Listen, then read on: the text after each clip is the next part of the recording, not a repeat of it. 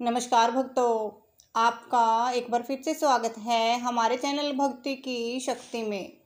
आज की इस वीडियो में हम आपको करवा चौथ व्रत कथा सुनाएंगे। जय गौरी माता। प्रिय माताओं और बहनों, आज जो कथा आप सुनने जा रही हैं वह अत्यंत सुंदर, पौराणिक और मन को स्पर्श करने वाली है।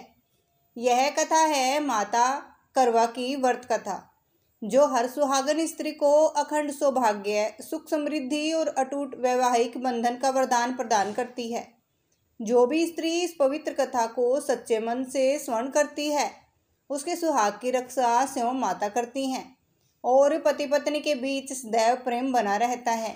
प्रिय बहनों, यह वही पावन कथा है जिसे स्वयं भगवान शिव जी ने माता पार्वती को सुनाया था। इसलिए इस कथा को आरंभ करने के बाद इसे अधूरा छोड़कर न जाए, अन्यथा इसका पुण्य प्राप्त नहीं होता। जो भी व्रती स्त्री इसे प्रारंभ से अंत तक सुनती है, उसके सभी मनोरथ पूर्ण हो जाते हैं, घर में दरिद्रता का नाश होता है और माता लक्ष्मी का वास स्थायी रूप से होता है। तो आइए श्रद्धा से इस कथा को सुने और भगवान श्री हरि विष्णु से प्रार्थना करें कि वे इस कथा को सुनने वाले हर भक्त के जीवन में सुख, समृद्धि और मंगल भर दे। भक्तों, आइए कथा प्रारंभ करते हैं। एक दिन कैलाश पर्वत पर भगवान शिव जी ध्यान मगन बैठे थे। तभी आदिशक्ति माता पार्वती वहां आती है और प्रभु को प्रणाम कर विनम्र स्वर में कहती है, हे जगत के नाथ, कृपया आज मुझे करवा चौथ व्रत की कथा सुनाइए और यह भी बताइए कि यह व्रत कौन सी स्त्रियां नहीं रख सकती। मैं आपके मुख से इस पवित्र कथा को सुनने के लिए अत्यंत उत्सुक हूँ। माता की बात सुनकर भगवान शिव मुस्कुराए और बोले, हे देवी, आज आपने अत्यंत उत्तम प्रश्न किया है। अब ध्यानपूर्वक सुनो। मैं तुम्हें एक प्राचीन और सत्य कथा सुनाने जा रहा हूँ। भगवान शिव जी कहने लगे, कार्तिक मास की चतुर्थी को करवा माता की कथा सुनने से पहले परंपरा के अनुसार सबसे पहले भगवान श्री गणेश जी की कथा सुनना अत्यंत शुभ माना गया है, क्योंकि वे विघ्नहर्ता हैं, शुभारंभ के देवता हैं और बिना उनके स्मरण के कोई भी पूजा या कथा पूर्ण नहीं होती। इसलिए आइए सबसे पहले हम श्री गणेश जी का आवाहन करते हुए उनकी पावन कथा स्मरण करते हैं। तो आइए इस पुण्यदायी कथा का आरंभ करते हैं। विघ्नहर्ता भगवान गणेश जी की अमर सुहाग और अमर पीहर देने वाली अद्भुत कथा से। एक बार की बात है, एक भाई और बहन थे। बहन का विवाह हो चुका था और भाई अपनी पत्नी के साथ अपने घर में रहता था। बहन का नियम था कि वह प्रतिदिन अपने भाई का मुख देखकर ही भोजन करती थी। इसलिए वह ससुराल का सारा कार्य शीघ्र पूर्ण कर रोज अपने भाई के घर जाया करती। एक दिन मार्ग में पीपल के नीचे गणेश भगवान की मूर्ति रखी हुई थी। उसने भगवान को नमन कर कहा, हे गणपति देव, मेरे जैसा अमर सुहाग और मेरे जैसा अमर पीहर सबको दीजिए। यह कहकर वह आगे बढ़ गई। रास्ते में झाड़ियों के कांटे उसके पैरों में चुभ गए। जब वह भाई के घर पहुंची तो उदास बैठी रही। भाभी ने पूछा, बहन क्या हुआ, पैरों में क्या चोट लगी है? बहन ने कहा, भाभी, जंगल की झाड़ियों के कांटे पाँव में चुभ गए हैं। भाभी ने अपने पति से कहा, सुनिए, जब भी आपकी बहन आती है रास्ते के कांटे उनके पैरों में चुभ जाते हैं, कृपया रास्ता साफ करवा दीजिए। तब भाई ने कुल्हाड़ी लेकर झाड़ियाँ काट डाली और रास्ता साफ कर दिया। ऐसा करने से गणेश जी की मूर्ति का स्थान भी हट गया। यह देखकर भगवान गणेश रुष्ट हो गए और क्रोध में आकर भाई के प्राण हर लिए। जब लोग अंतिम संस्कार के लिए भाई को लेकर जा रहे थे तो भाभी रोते हुए बोली, थोड़ी देर ठहरो, उसकी बहन आने वाली है, वह अपने भाई का मुख देखे बिना नहीं रह सकती। तब लोग कहने लगे, आज तो देख लेगी पर कल कैसे देखेगी। उधर बहन रोज की तरह भाई का मुख देखने के लिए चली तो देखा कि रास्ता साफ है और सिद्धि विनायक की मूर्ति भी वहां नहीं है। उसने गणेश जी को पुनः उचित स्थान पर विराजित किया और हाथ जोड़कर कहा, हे प्रभु, मेरे जैसा अमर सुहाग और मेरे जैसा अमर पीहर सबको देना। भगवान गणेश ने खुश होकर कहा, बेटी, 7 खेजड़ी की पत्तियां लेकर उन्हें कच्चे दूध में घोलकर अपने भाई पर छिड़क देना, वह जीवित हो जाएगा। बहन ने वैसा ही किया और उसका भाई जीवित हो उठा। यह वही पावन कथा है जिसे सुनने मात्र से गणेश भगवान की कृपा प्राप्त होती है। जय श्री गणेश। भक्तों, आगे भगवान शिव कहते हैं, हे देवी, अब ध्यानपूर्वक सुनो। मैं तुम्हें करवा चौथ की एक प्राचीन और सत्य कथा सुनाने जा रहा हूँ। प्राचीन काल में सतनीरा नाम की एक पवित्र नदी बहती थी। उसी के किनारे पालमपुर नाम का एक समृद्ध राज्य था। उस राज्य में सुख, शांति और समृद्धि का वास था। वहाँ पर धर्मात्मा और दानी सेठ रहता था, जो प्रतिदिन गरीबों को दान करता और ईश्वर की आराधना में लीन रहता था। ईश्वर की कृपा से उसके घर में किसी चीज़ की भी कमी नहीं थी। उस धनवान सेठ के 7 पुत्र और एक कन्या थी। सबसे छोटी पुत्री का नाम था सुमन। सभी भाई अपनी छोटी बहन से अत्यंत प्रेम करते थे और उसका हर समय ध्यान रखते थे। धीरे धीरे समय बीतता गया और सुमन युवती हो गई। एक दिन सेठ ने अपने पुत्रों को बुलाकर कहा, बेटा, सुमन अब बड़ी हो गई है, उसका विवाह कर देना चाहिए। यह सुनकर सभी भाइयों को दुख हुआ, पर वे पिता की बात का विरोध न कर सके। फिर सबसे बड़े भाई ने पूछा, पिताजी, क्या आपने उसके लिए कोई योग्य वर देखा है? सेठ बोले, हाँ बेटा, पड़ोसी राज्य में मेरे मित्र रहते हैं, उनके पुत्र योग्य और सुशील हैं। तुम जाकर विवाह का प्रस्ताव रखो। 2 भाई वहां गए और विवाह का प्रस्ताव स्वीकृत हो गया। शीघ्र ही सुमुहूर्त में सुमन का विवाह संपन्न हुआ। समय बीतता गया और एक दिन सुमन मायके आने का अवसर पाकर अपने भाइयों से मिलने आई। बहन को देखकर सभी भाई आनंदित हुए और उसे गले से लगा लिया। उन्होंने उसकी सेवा में कोई कसर न छोड़ी और बहनों ने स्वादिष्ट भोजन बनवाया। परंतु उन्हें यह ज्ञात नहीं था कि उस दिन कार्तिक मास के कृष्ण पक्ष की चतुर्थी तिथि थी, अर्थात करवा चौथ का पावन दिन। सभी बहुएं और सुमन स्वयं भी व्रत करती थी। जब शाम को भाइयों ने बहन को भोजन के लिए बुलाया तो सुमन ने कहा, भैया, मैं चंद्रमा को अर्घ देकर ही भोजन करूंगी, क्योंकि आज मेरा करवा चौथ का व्रत है। यह सुनकर भाइयों को दुख हुआ। वे सोचने लगे, हमारी बहन सुबह से भूखी है और अभी चंद्रमा निकला नहीं। फिर उन्होंने एक चाल चली। सबसे छोटे भाई को मसाल दी और कहा, दूर एक ऊंचे पेड़ पर जाकर इसे जलाओ और सामने छलनी रख दो। भाइयों की योजना सुनकर बहुएं चिंतित हुई, क्योंकि वे जानती थी कि यह छल है। फिर छोटा भाई दूर जाकर मसाल जलाता है और छलनी रख देता है। दूर से वह दृश्य देखकर सुमन को लगा मानो चंद्रमा निकल आया। वह बोली, भाभी देखिए, चांद निकल आया है, अब हम सब अर्घ दें। भाभियाँ रोकती नहीं, नहीं सुमन, यह चांद नहीं, तेरे भाइयों की चाल है। परंतु सुमन ने उनकी बात न मानी और उस झूठे प्रकाश को ही चंद्रमा मानकर अर्घ देकर व्रत पूर्ण कर लिया। फिर भाइयों के साथ बैठकर भोजन करने लगी। भक्तों, जैसे ही उसने पहला निवाला मुख में डाला, उसे छींक आ गई। दूसरा निवाला लिया तो उसमें बाल निकल आया और तीसरे निवाले से पहले ही एक व्यक्ति भागता हुआ आया और बोला, सुमन, तुम्हारे पति की तबीयत बहुत खराब है, वे मृत्युशैया पर हैं। जय गौरी माता। प्रिय माताओं और बहनों, आज हम जिस कथा का स्मरण करने जा रहे हैं वह करवा चौथ व्रत की अत्यंत पवित्र और जीवनदायिनी कथा है। भक्तों, जैसे ही सुमन ने उस व्यक्ति के मुख से अपने पति की गंभीर बीमारी का समाचार सुना, वह बिना विलंब किए अपने ससुराल के लिए प्रस्थान करती है। उसके पीछे पीछे उसके भाई और सभी भाभियां भी उसकी ससुराल पहुंच जाती हैं। वहां जाकर उसकी भाभी उसे सच्चाई बताती हैं कि उसके साथ ऐसा इसलिए हुआ है क्योंकि उसने करवा चौथ का व्रत अधूरा छोड़कर तोड़ दिया था।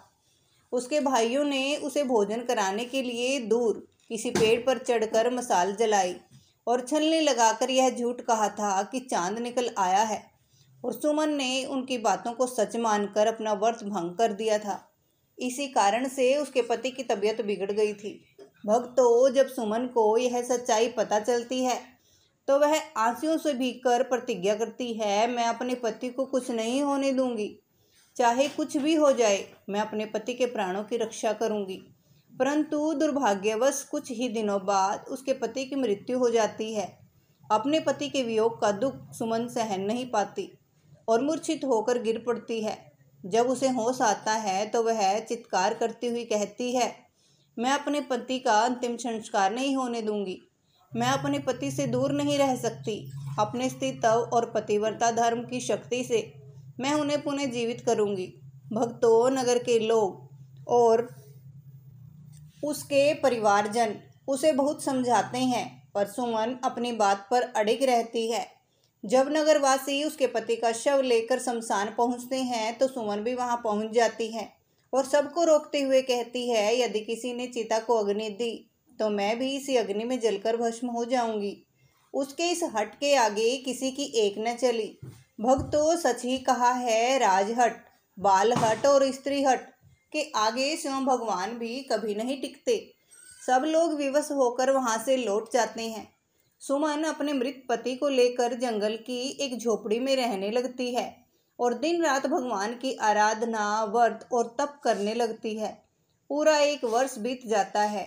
सुमन उसी दिन की प्रतीक्षा करती है जिस दिन उसने अपने मायके में व्रत तोड़ा था। जब फिर से वही कार्तिक मास की चतुर्थी आती है तो सुमन निर्जला करवा चौथ का व्रत रखती है और आदिशक्ति माँ जगदम्बा भवानी से करुण स्वर में प्रार्थना करती है, हे माँ चौथ, मेरे पति के प्राणों को वापस लौटा दीजिए। मैं उनके बिना जीवित नहीं रह सकती। यदि आपने मेरी विनती नहीं सुनी तो मैं अपना प्राण त्याग दूंगी। भक्तों, जब सुमन का व्रत पूरा होने को आता है तब उसकी भक्ति और तपस्या से खुश होकर माँ जगदम्बा उसके सम्मुख प्रकट होती है और कहती है, हे पुत्री, मैं तुम्हारी श्रद्धा और व्रत से अत्यंत खुश हूँ।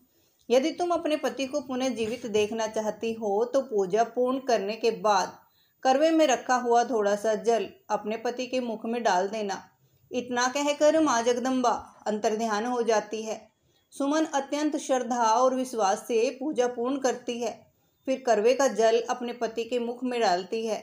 जैसे ही जल उसके होठों को स्पर्श करता है उसका पति पुनः जीवित हो उठता है। सुमन की आंखों से आनंदाश्रु बहने लगते हैं और वह माँ गौरी के चरणों में सिर झुकाकर प्रार्थना करती है, हे माँ गौरी, जैसे आपने मेरे सुहाग की रक्षा की वैसे ही संसार की सभी पतिव्रता स्त्रियों के सुहाग की रक्षा करना। भक्तों, इस प्रकार यह पावन कथा संपन्न होती है। भगवान शिव जी कहते हैं, हे देवी पार्वती, यही करवा चौथ व्रत की महान कथा है।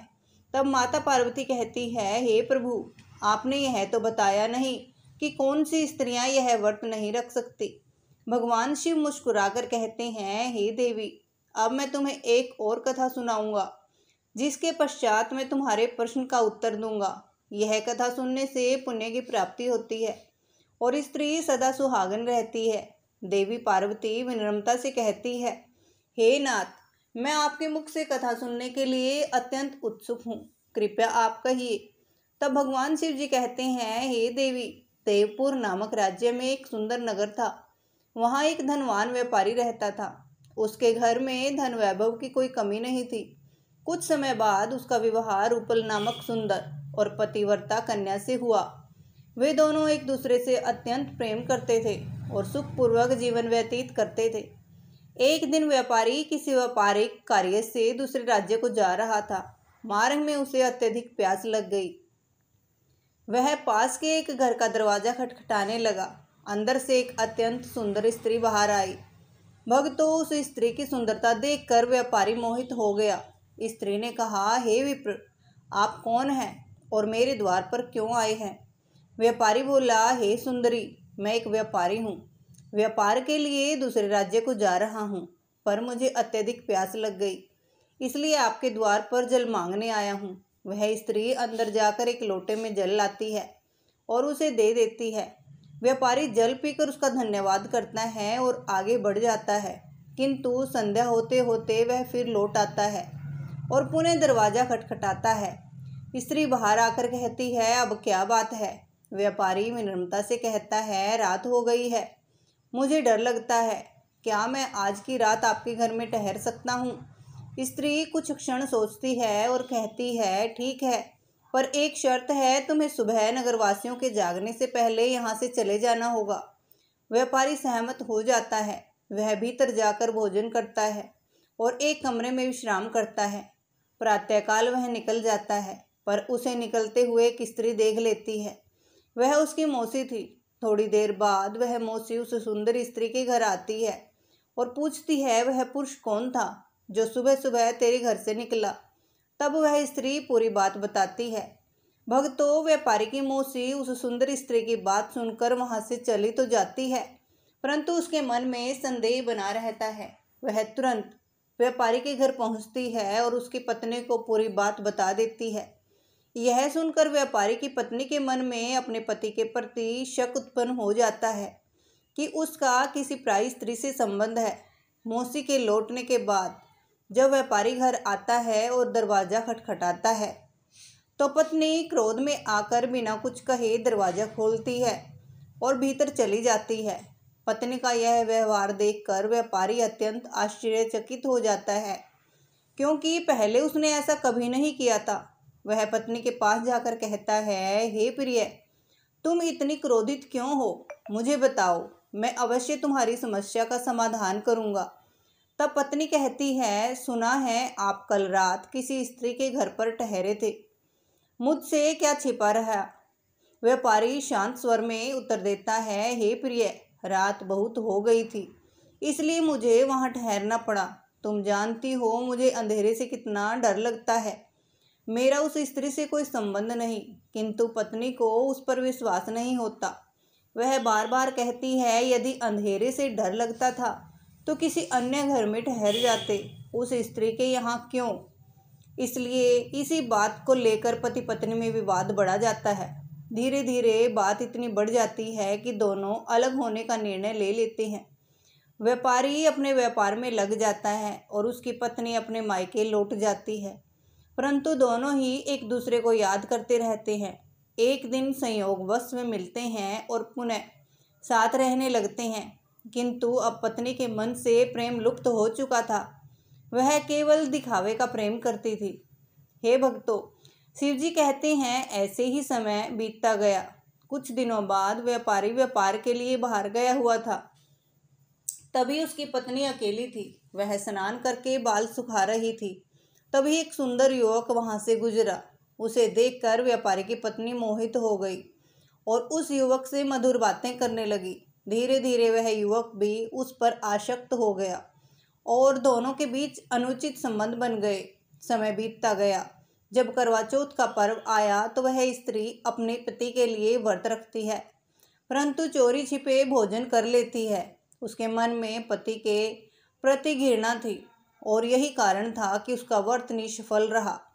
जैसे ही व्रत पूर्ण हुआ और व्यापारी अपनी पत्नी को जल पिलाने लगा, अचानक वह भूमि पर मूर्छित होकर गिर पड़ा। पत्नी भयभीत होकर दौड़ी, परंतु व्यापारी की आंखें बंद थी। वह नगर के वैद्य को बुलाती है। वैद्य नब्ज देखकर कहता है, अब इनका देहांत हो चुका है। यह सुनते ही पत्नी विलाप करने लगती है। इतने में व्यापारी के माता पिता वहां पहुंचते हैं और क्रोधपूर्वक बहू से कहते हैं, पापिनी, तूने मेरे पुत्र को मार डाला, अवश्य ही तूने कोई पाप किया होगा। वह गिड़गिड़ाकर कहती है, नहीं पिताजी, मैं निर्दोष हूँ। परंतु वे उसे घर से निकाल देते हैं। दुखी होकर वह वन की ओर चल देती है। उधर माता पिता पुत्र का अंतिम संस्कार कर देते हैं। वन में भटकती हुई वह देखती है कि एक सन्यासी महात्मा वृक्ष के नीचे ध्यानमग्न बैठे हैं। वह रोती हुई उनके चरणों में गिरती है। महात्मा उससे पूछते हैं, हे पुत्री, क्या हुआ? तब वह समस्त घटना कह सुनाती है। महात्मा अपनी दिव्य दृष्टि से सब कुछ देख लेते हैं और गंभीर होकर कहते हैं, हे पुत्री, तुम्हारे अपने ही पाप के कारण यह परिणाम हुआ है। जब तुम्हारे पति एक स्त्री के घर में रुके थे, तब तुम्हारी मौसी ने देखा और तुम्हें बताया। तुमने बिना सोचे अपने पति पर दोष लगाया। क्रोध और संदेह में अपना पति व्रत भंग कर लिया। फिर एक दिन तुमने स्नान के बाद एक युवक को देखकर उसके साथ संबंध बनाए और करवा चौथ के दिन तुमने चोरी छिपे अन्न खाकर माता चौथ का अपमान किया। इन्हीं पापों के कारण तुम्हारे पति की मृत्यु हुई है। ऐसी स्त्रियों को भूलकर भी यह व्रत नहीं रखना चाहिए। यह सुनकर वह रोते हुए कहती है, हे मुनिवर, मुझसे भारी भूल हुई है। कृपया बताइए किन स्त्रियों को यह व्रत नहीं रखना चाहिए। तब महात्मा कहते हैं, सुनो पुत्री, करवा चौथ व्रत पति पत्नी के सच्चे प्रेम और विश्वास का प्रतीक है। जिन दंपतियों के बीच झगड़ा या मनमुटाव हो उन्हें यह व्रत नहीं रखना चाहिए, क्योंकि अशांत मन से किया गया व्रत माता गौरी का अपमान है। अविवाहित कन्याओं या वे स्त्रियां जो बिना सात फेरे लिए किसी पुरुष के साथ रहती हैं, उन्हें भी यह व्रत नहीं करना चाहिए। और यदि कोई स्त्री अपने पति के रहते हुए पर पुरुष से संबंध रखती हैं तो वह चौथ माता के क्रोध का भाजन बनती है। रजस्वला स्त्रियों को भी इस दिन पूजा नहीं करनी चाहिए, वे केवल दूर से प्रणाम करें। इतना कहकर वह सन्यासी अंतर्ध्यान हो जाते हैं। भगवान शिव जी माता पार्वती से कहते हैं, हे देवी, इस कथा से तुम्हें ज्ञात हुआ कि कौन सी स्त्रियों को यह व्रत नहीं रखना चाहिए। भक्तों, इस प्रकार आज की यह कथा समाप्त होती है। जो भी श्रद्धा और भक्ति से इसे सुनता है वह सदा सौभाग्यवती रहती है। एक बार प्रेम पूर्वक बोलिए जय गौरी माता की, जय चौथ माता की। प्रेम से बोलिए जय श्री हरि विष्णु। ऐसी ही रोचक और आध्यात्मिक कथाएं सुनने के लिए हमारे चैनल को सब्सक्राइब करें और वीडियो को लाइक और शेयर जरूर करें।